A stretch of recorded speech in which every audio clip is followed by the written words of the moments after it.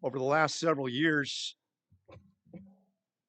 I have compiled a list of well over 100 Lord's Supper talks.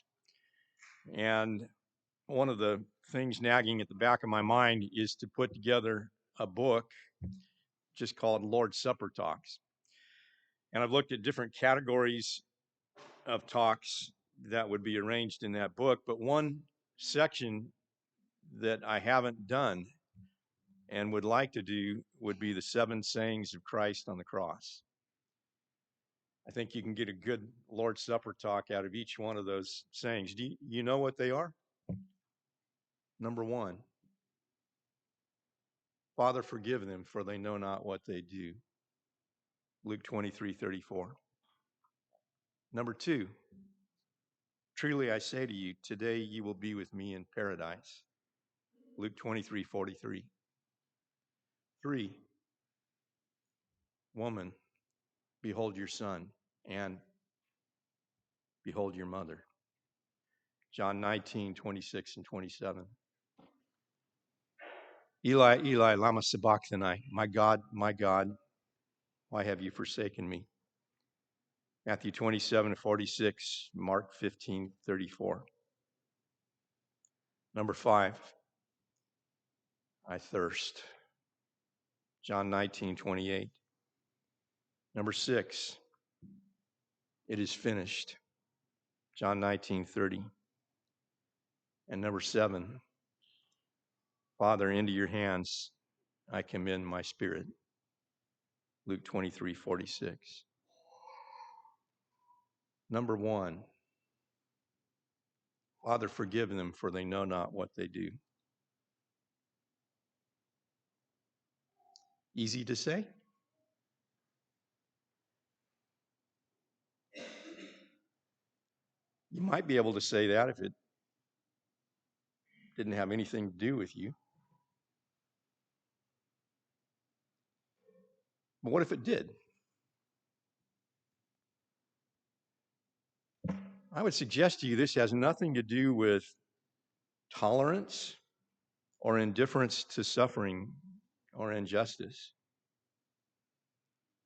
We might even tempt ourselves to say, if we look at mob violence on the news and television, a wild mob has been stirred into a frenzy, caught up in the hype. We might even be tempted to say, they really don't know what they're doing and the long-term impact. But on Golgotha, this is personal. There's no objective detachment there. There are cruel injustices, maddening pain, intolerable thirst, mockery, and derision of tormentors. Moreover, Jesus never shows an indifference toward sin. Nobody stood up against sin quite like Jesus did. He condemned Pharisaic hypocrisy and the love of money. He drove out money changers. He cast out demons. He reproved even his followers for allowing sins to take a foothold in their heart. He told one of his closest associates, "Get behind me, Satan." But however much he hated the sinful and the satanic, he loved and sought with an equal intensity those who were victims of these powers and who were living their lives in dark bondage. But make no mistake about it, love for sinners was not a mushy sentimentalism that swept their crimes under a rug. When Jesus loved a guilt-laden person, he saw in that soul an erring human being made in the image of God, grieved over what had gone wrong. He saw past the surface layer of dirt and grime to the real person underneath. He did not identify the person as someone who hopelessly clings to that sin forever, but rather he sees sin as foreign, an alien force that has invaded, chained, and mastered the host. And Jesus would seek to free him and bring him back, just as he did the demoniac in Mark 5, who once freed from his legion, not only was freed from shackles, but he was sitting there clothed and in his right mind. Mark 5:15.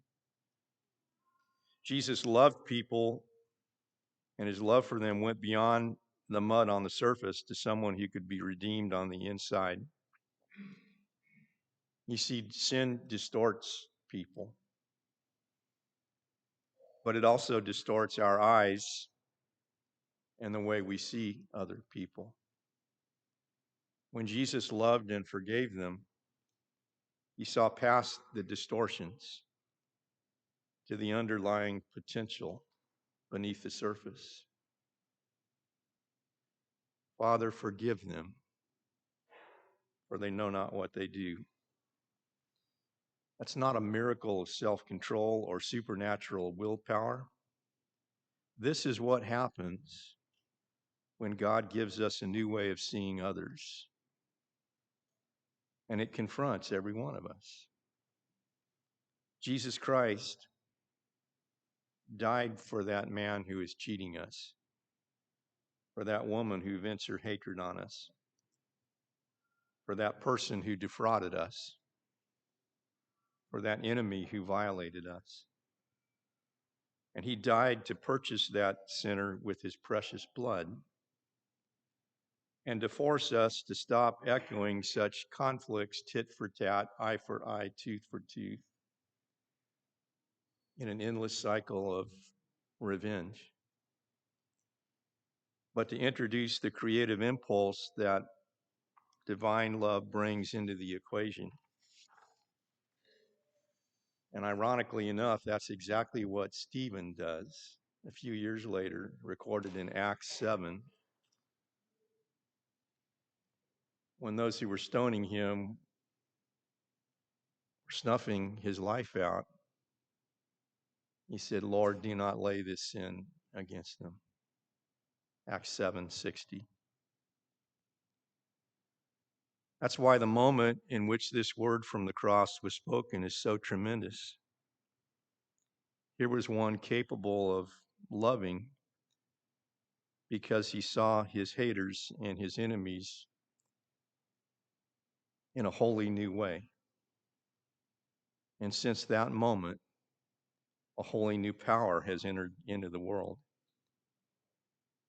And it is available to every one of us who partakes of these emblems in memory of him.